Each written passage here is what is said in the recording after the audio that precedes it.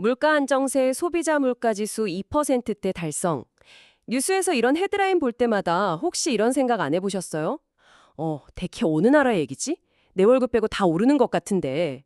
분명 공식 발표는 그렇다는데 우리가 느끼는 이 현실과의 엄청난 간극은 대체 어디서 오는 걸까요? 오늘 바로 이 질문의 답을 한번 찾아보려고 합니다. 우리가 그냥 믿고 넘겼던 숫자의 민낯을 파헤쳐보죠. 아, 그 괴리감. 그거 단순히 기분 탓이나 착각이 절대 아닙니다.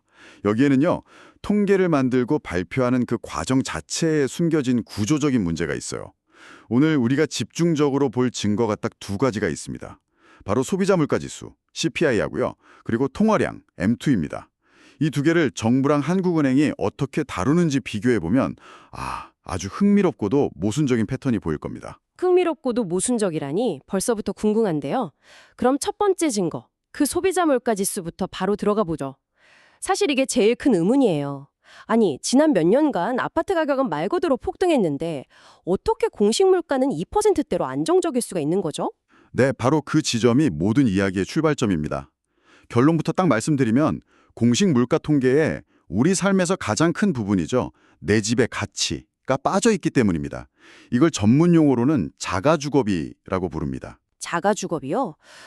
개념이 조금 생소한데 쉽게 설명해 주실 수 있나요? 그럼요. 아주 간단해요.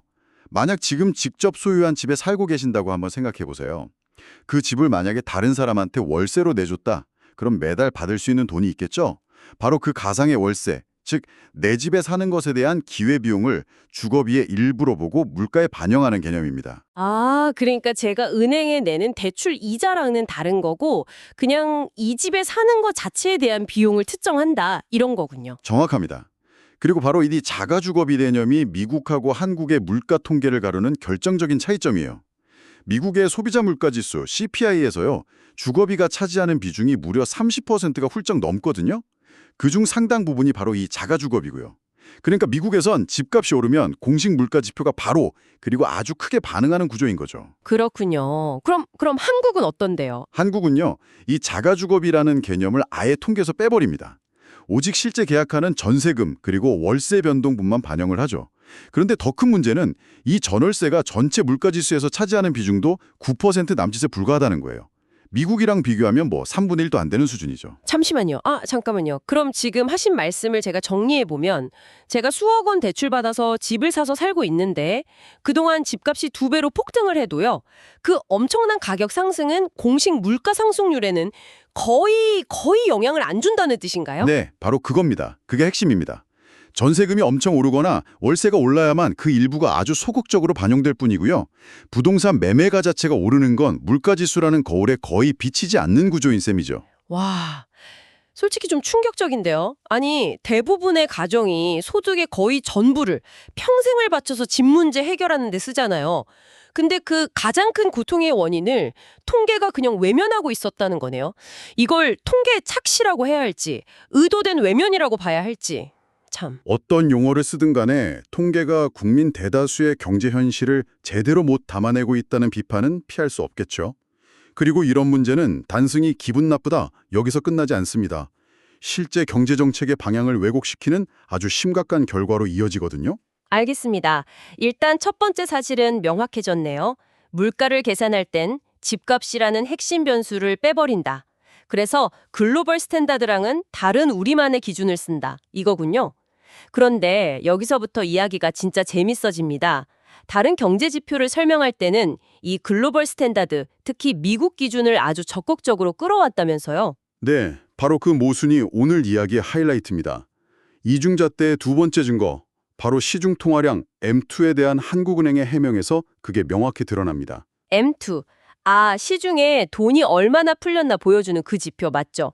한때 유동성이 너무 많이 풀려서 자산 거품 키운다고 비판이 엄청 거셌잖아요. 맞습니다. 바로 그 비판에 대해서 당시 한국은행 총재가 직접 나서서 방어 논리를 펼쳤어요. 주장이 이랬습니다. 현재 M2 수치에는 해외 주식 ETF 같은 금융상품까지 포함되어 있다. 하지만 이건 현금처럼 바로 쓸 수 있는 돈이 아니니 실질 유동성으로 보기 어렵다. 그리고 가장 중요한 말이 이겁니다. 미국 연준도 이런 항목은 빼고 산정한다. 그러니 우리도 이 점을 감안해야 한다. 그러니까 통화량 수치가 너무 높게 나와서 부담스러우니까 이건 진짜 돈 아니니까 빼고 봐야 한다. 선진국인 미국도 그렇게 한다. 이런 논리를 편 거네요. 수치를 낮추려고 미국식 기준을 갑자기 소환한 거고요. 그렇습니다. 통화 관리에 실패했다는 비편을 피하려고 글로벌 스탠다드, 즉 미국 기준을 방패로 쓴 거죠. 자, 이제 퍼즐 조각이 딱 맞춰지는 것 같은데요. 제가 한번 이 상황을 정리해 볼 테니 들어보세요. 첫째, 물가, 즉 CPI가 너무 높게 나올까 봐 걱정될 때. 이때는 집값 상승이라는 가장 큰 요인을 통계에서 그냥 빼버립니다. 미국이 뭘 포함하든 말든 이건 우리 방식이다 이러면서요. 둘째, 통화량 M2가 너무 많다고 비판받을 때. 이때는 갑자기 미국 기준을 가져와요. 미국도 이건 빼고 계산한다면서 우리도 특정 항목을 빼서 수치를 낮춰야 한다고 주장하고요.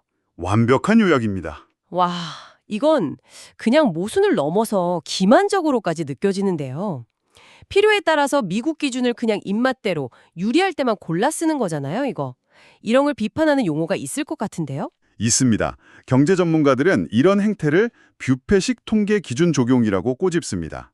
뷔페 가서 자기가 좋아하는 음식만 골라 담듯이 정책 당국이 자기들 입장을 방어하기에 유리한 통계 기준만 선택적으로 가져다 쓴다는 거죠. 뷔페식 통계 기준이라 용어가 확 와닿네요. 근데 이런 식의 접근법, 부작용이 만만치 않을 것 같은데요. 가장 큰 문제는 통계의 생명과도 같은 신뢰성과 일관성을 스스로 무너뜨린다는 점입니다. 통계가 현실을 비추는 거울이 아니라 정책을 홍보하거나 실패를 가리는 화장술로 전락하는 순간 국민들은 더 이상 정부 발표를 안 믿게 되죠. 그리고 이 불신은 그냥 기분 문제로 끝나지가 않아요. 당연하죠. 왜곡된 통계는 결국 잘못된 처방, 즉 잘못된 정책 결정으로 이어질 수밖에 없지 않겠습니까? 구체적으로 어떤 위험이 있을까요? 가장 직접적인 위험은 기준금리 결정의 왜곡입니다.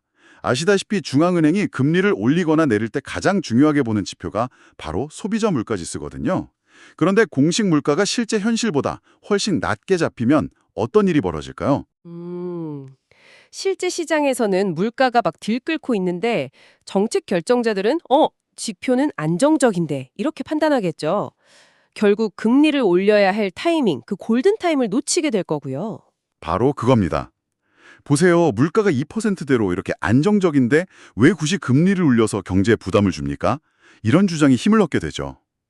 그렇게 저금리 기조가 필요 이상으로 길어지면 시중에 풀린 그 막대한 돈은 전부 어디로 갈까요? 불보듯 뻔하죠. 부동산이나 주식 같은 자산 시장으로 흘러들어가서 거품을 더 키울 거고요. 맞습니다. 결국 자가주거비를 뺀 그 통계착시가 저금리를 정당화하고 그 저금리가 다시 자산 거품과 가계부채 문제를 폭발시키는 이런 악순환의 고리가 만들어지는 겁니다. 통계의 작은 비틀림 하나가 경제 전체를 흔드는 나비 효과를 일으키는 셈이죠. 비단 금리 문제뿐만이 아닐 것 같아요. 우리 삶이랑 직결된 다른 영역? 예를 들면 임금 협상 같은 거요. 여기에도 영향을 미치지 않나요? 그거 매우 중요한 지적입니다. 매년 노사가 임금 협상할 때 가장 중요한 기준 중 하나가 바로 공식 물가 상승률이에요. 그런데 이 기준 자체가 현실보다 낮게 설정돼 있다면 노동자들은 실질적인 임금 상승을 이뤄내기가 굉장히 어려워지는 거죠.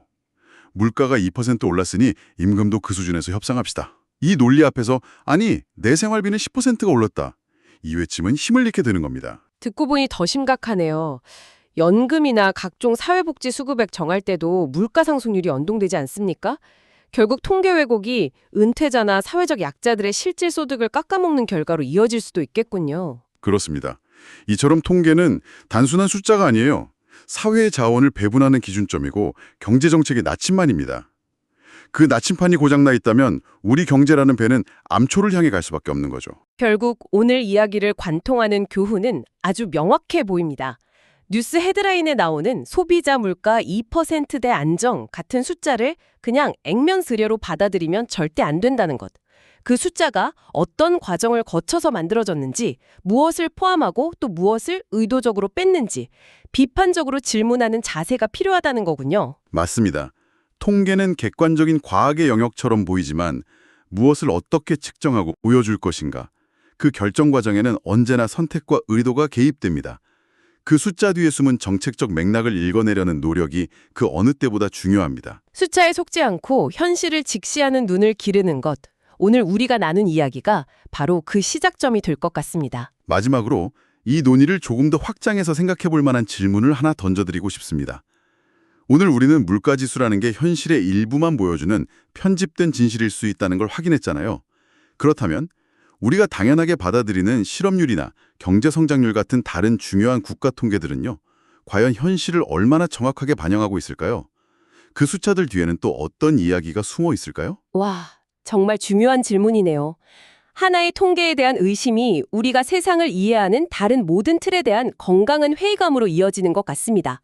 우리가 믿고 있는 세상의 기반이 사실은 꽤 선택적으로 만들어진 숫자들 위에 서 있을지도 모른다는 생각마저 드네요. 오늘은 한국 경제 통계의 이면을 깊이 들여다봤습니다. 숫자의 함정에 빠지지 않고 현실을 꿰뚫어보는 데 조금이나마 도움이 되었기를 바랍니다. 오늘 이야기가 유익하셨다면 좋아요와 구독으로 응원해 주시면 감사하겠습니다. 다음 시간에 더 흥미로운 주제로 찾아뵙겠습니다.